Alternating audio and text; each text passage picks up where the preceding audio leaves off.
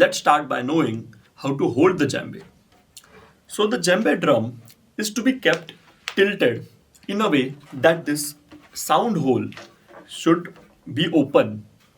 If you keep it down here, the sound hole is blocked and you won't get any sound. To avoid getting a dead sound and to get a good resonance, you have to keep the djembe open from down there. In order to do that, you can tilt it, but make sure you're tilting it away from you. In this way, you won't hurt your wrist while you're playing. This will give you a very good angle of playing. As well, the sound will get thrown out when you're playing the slaps. Now let's move a bit ahead and learn how to play. In order to play the djembe, there are three things that are must. One is your bass sound, followed by your tone sound, and third is your slap. Let's first see the bass sound. Your bass sound is created by playing at the center of the drum. At the center of the drum, you can either cup your hand or you can keep your fingers spread. This is how it sounds like.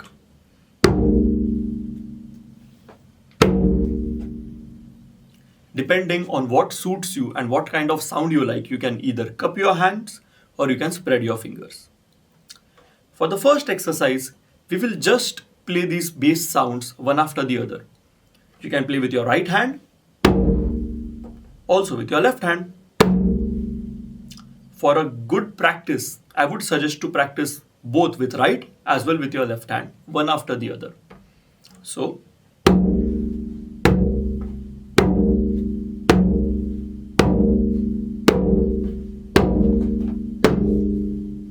make sure you lift your hand after the impact. So, the hand bounces back. If you keep it down there, the sound will get muted. We don't want that. We want a good resonating tone. So,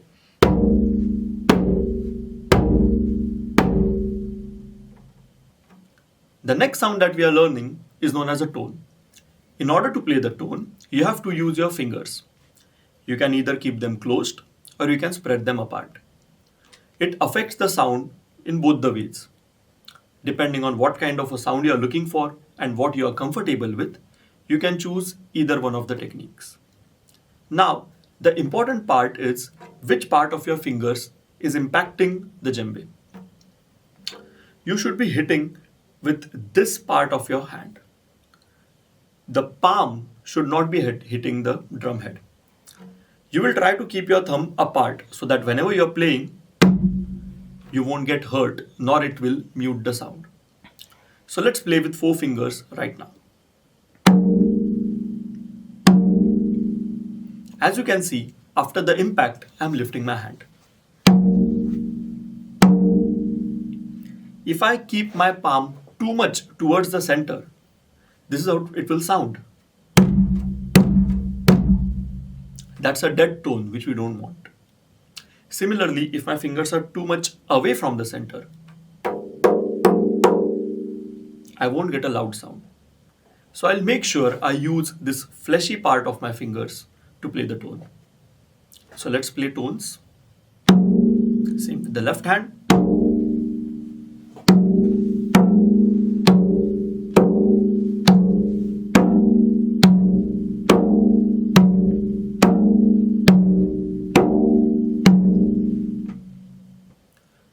Now the third technique that we are learning is known as the slap. In order to slap the djembe, you have to use your fingers just like you were using in the tone. But the impact should be way more harder. Also, the fingers should be lifted as soon as the impact is done. This is how it looks like.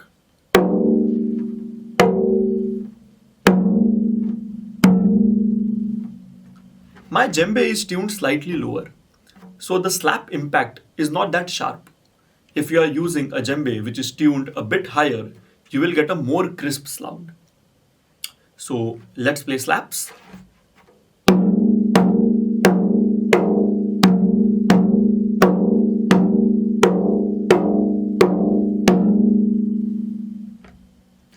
If you differentiate your slaps and tones, this is how it looks like. So for your tone,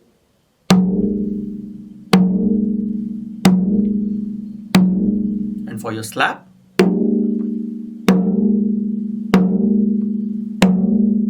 if you see, I'm incorporating my wrist over here for playing the slaps. And for tones, I'm using more of my elbow. Of course, you can use your wrist for the tone as well. So you just need to know the different types of sound you can create so you can control yourself accordingly. Let's see how your bass, tone and slap sounds on a smaller djembe.